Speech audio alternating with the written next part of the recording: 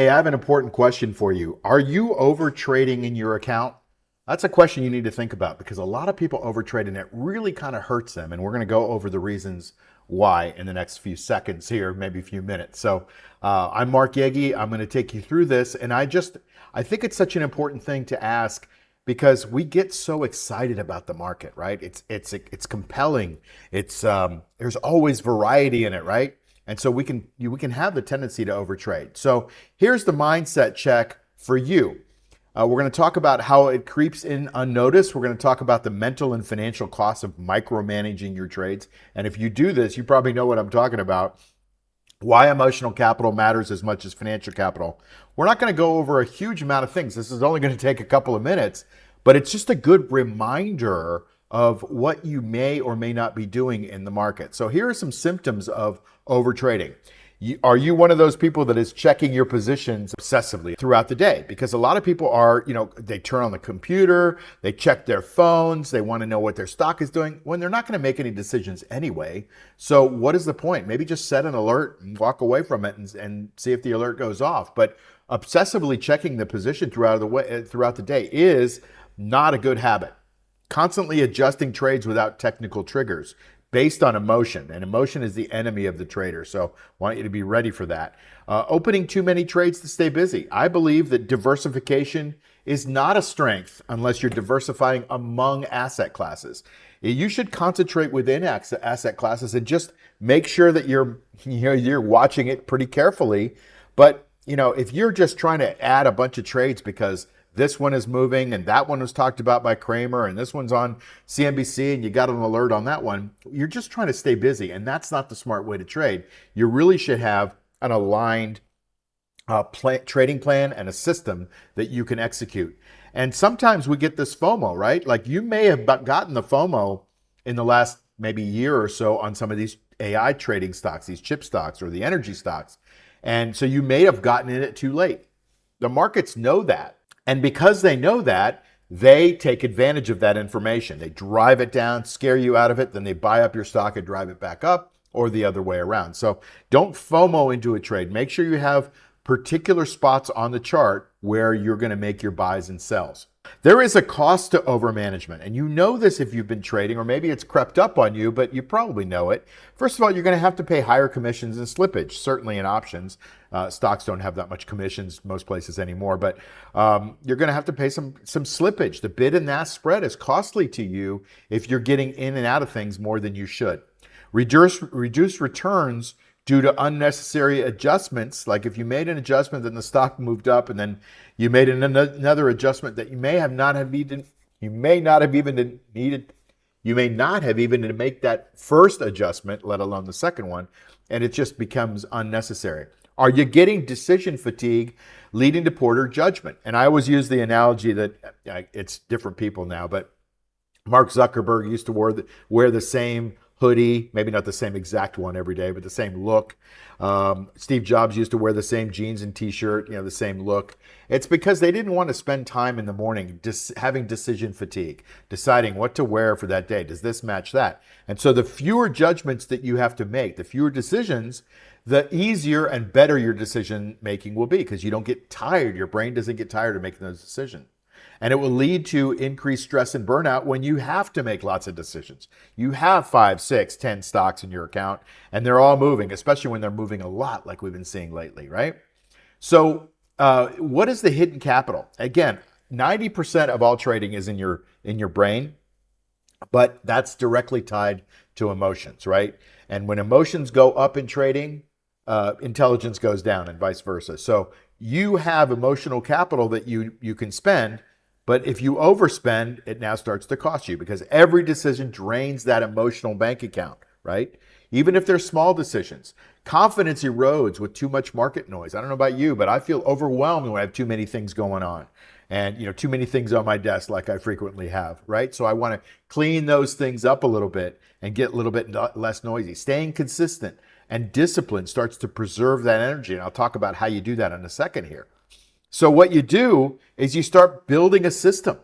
You've got a proven framework or a system. We have that called the cashflowmachine. You can get it anywhere else. Systems are important. Every great trader that I've ever studied has a proven framework and a proven system that they use, and they stick to it, right? They have a trading plan. They follow it. If it says sell here, they're not going to second guess it at that spot. They just follow it and move on to the next trade. Focus in options, at least, on time premium and setups, not the opinions, right? Everybody knows the story about Kramer. He's on CNBC, and he's always talking about, buying or selling. And there's like an inverse Kramer, study that says whenever Kramer says to buy, he's wrong 70% of the time or something like that. So you really should sell. And whenever he says to sell, you should buy. And it's like a curse when Kramer says, buy your stock, because that means the stock might be going down. It's kind of a joke, but there's a little bit of seriousness to it because market opinions, anybody has one. You've got a better opinion, I believe, if you study something, learn the patterns on the charts, learn the fundamentals. You've got a better opinion than these people that are being paid on TV to sell ads and give opinions and provide entertainment. So don't listen to them. They're not your broker. They're not you. You're smarter than these people. Trust me. I've been around a lot of traders, thousands and thousands of traders. And if you can eliminate the noise, I can guarantee you're going to be smarter. Don't review your results all the time. Kenny Rogers used to have a song called The Gambler. He said, you never count your money when you're sitting at the table. The same thing is true in trading. Review your results weekly. Don't be looking at them, I'm up, I'm down, I got to do this, I got to do that. Let the time be on your side, especially if you're selling options, doing covered calls like we do. So when do you adjust versus when do you let it ride? Well, you should have preset rules. Like I say, you have to have a trading plan. I say this all the time to people in my mastermind group, my elite students. I'm like, have a trading plan, have a trading plan. They're like, till I'm blue in the face. And still, some people just don't want to, take the time to build a trading plan. But you gotta. And I've had so many people come back to me and go, man, I'm so glad you insisted that I have a trading plan. I base every kind of advice around what's your trading plan say? And because your trading plan is made without emotions. What direction is the market going? What direction is your stock going? What are your indicators to tell you that? Are you going to defend your position if it goes down? In the covered call business, the upside is not that much to worry about. But when it goes down, that's a lot to worry about. So we want to defend that position. Are you using the 75% guideline? We teach that in our programs. And that is simple. It's just like if you made 75% of your juice, are you going to do something at that point? Whether it's buy back your call or roll to another call or whatever the decisions are. And do you have circuit breakers? So many people, and you're probably one of them, because I know most people don't have stop losses and circuit breakers where they get out. You want to kill the monster while it's small. You don't want to let small losses turn into big ones. Your small loss is your best loss. So heed that advice. Avoid emotional adjustments unless you have a rule that says this is what you decided and now you have to make that adjustment. Let theta work in your favor. On covered calls, on options, we have theta decay because we're sellers. And so every day is more and more theta that goes into our account, works in our favor. So we want to use that time value to accrete into our account. And that is a critical thing. Rather than just sitting there and watching the stock sideways like a dope, you're actually doing something that's letting the theta work in your favor, and that's all about time. So what is the mindset for the rest of the week ahead? Start to build this habit, build these patterns. Calibrate at the beginning of the week. What's the market look like? What do you think the outlook is for the rest of the week? Are we in a red, green, or yellow market? That's important to know what the trend is, right? Calibrate that. Trust the math and trust the juice. The juice is the income we as traders on the covered call side, we get. And we're income traders. We're not trying to kill it and hit home runs and double and triple and quadruple our money. It'd be nice, but we can't predict which way the stocks are going to go. We're just using probabilities. And give yourself some permission to not watch the market all day. Life is a lot more important when you're doing things, on the golf course, or you're traveling, or you're spending time with your family. There are so many more things that you could be occupying your brain with than sitting there and watching the market go up and down. These little candlesticks go up and down. You know what I mean? So don't overtrade, guys. I know it's tempting. I know it's easy to get sucked into this beautiful, crazy market with a lot of news, and this stock is going up, and there's great stories, and there's great fundamentals, and big drops and big gains. But don't get sucked into that.